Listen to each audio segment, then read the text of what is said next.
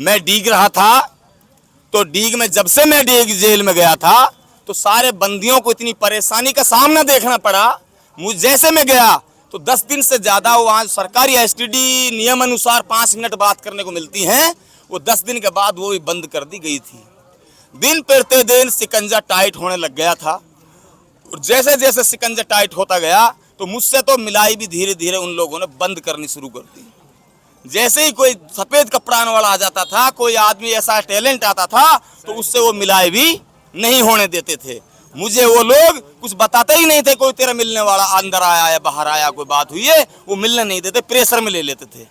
अब रहा मसला इस चीज़ का, उसके बाद जब एसटीडी बंद हो गई, सारे बंदी परेशान होने लग गए, तो मैंने वहाँ जेलर साहब से कहा कि जेलर साहब, मेरी वजह से आप सब लोगों को तकलीफ मत दो। अगर मेरी एसटीडी पे बात करने से कोई प्रॉब्लम आपकी नौकरी को होती है, किसी और चीज़ को होती है, तो आप ऐसा करो, मेरा नंबर डिलीट कर दो, मैं बात नहीं करूँगा। लेकिन मेरे जितने बंदी यहाँ बंद हैं, इनके लिए तकलीफ नहीं होनी चाहिए, इनकी समय समय पर बात होनी चाहिए। फिर मैंने अपने नंबर को डिलीट करवाया और फिर उन लोगों के लिए एसटीडी चालू करवाई, वरना बहाना ले लिया कि साहब एसटीडी पीछे से बंद है।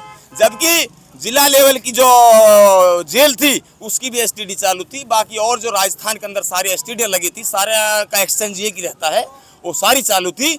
स्पेशल मेरी वजह से उस एसटीडी को 1.5 से 2 महीने तक बंद रखा गया था। इस तरह की अफवाहें थी, जलीस जी आपसे मिलने जेल पहुंचे थे। जलीस जी मिलने गया था, मिलाई डे उस दिन नहीं था। मिलाई डे नहीं होने के कारण वहाँ सूचना पुलिस को चली गई थी, और पुलिस को सूचना जाने पर वहाँ 2-3 गाड़ियाँ पुलिस की आ गई थी, भारत न्यूज़ वाले आ गए थे और NDTV वाले आ गए थे, कई पत्रकार आ गए थे। जलीस को वहाँ से वापस आना पड़ा, वो मेरे से मिल नहीं पाया और ना मेरी उससे कोई बात हो पाई।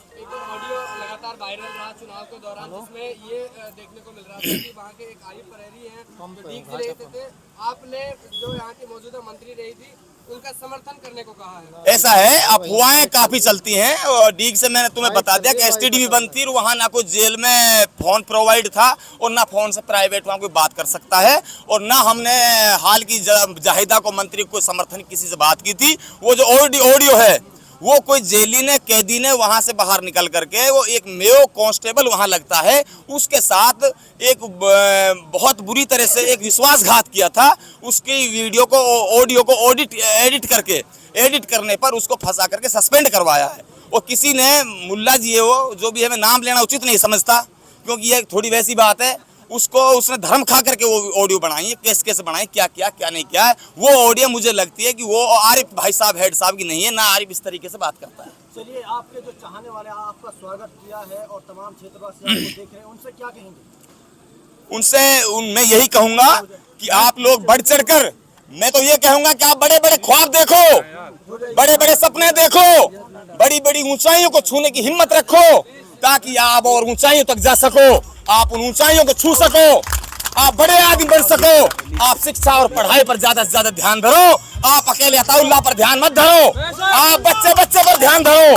बच्चे को अताउल्लाह जैसा बनना होगा, तब जाके आप आगे बढ़ोगे, वरना आप यहीं रह जाओगे।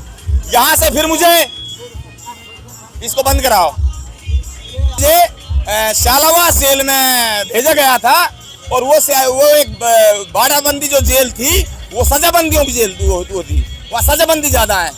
जैसे कि बॉम्बे कांड हुआ था 93 का दंगा, उसमें काफी लोग मारे गए थे, उनका भी मास्टरमाइंड डॉक्टर बम वगैरह, बड़े बड़े मगरमच्छ, बड़े बड़े अजदहा उसमें थे, और वहाँ मुझे डाला गया था। लेकिन मैं क्या है कि जितने अजदहाओं में जाता हूँ, बड़ी जगह जाता हूँ, उतना ही मेरा दिल समंदर होता जाता है।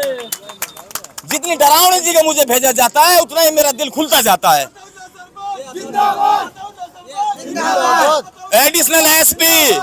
एडिशनल एसपी थाने पे आता है मेरी गिरफ्तारी होने के बाद।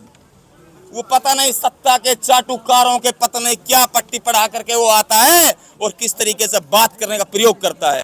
उससे जिस तरह उसने बात करी, उसी तरह सूदे मुंह मैंने उससे बात करी। 2 बार मैंने झेला, 3री बार साहब नीची आवाज में बात करना, बदतमीजी से बात मत करना। मुझे अताउल्लाह खान कहता है, मैं इतना डरपोक आदमी हूँ, तेरी धमकी से डर जाऊंगा।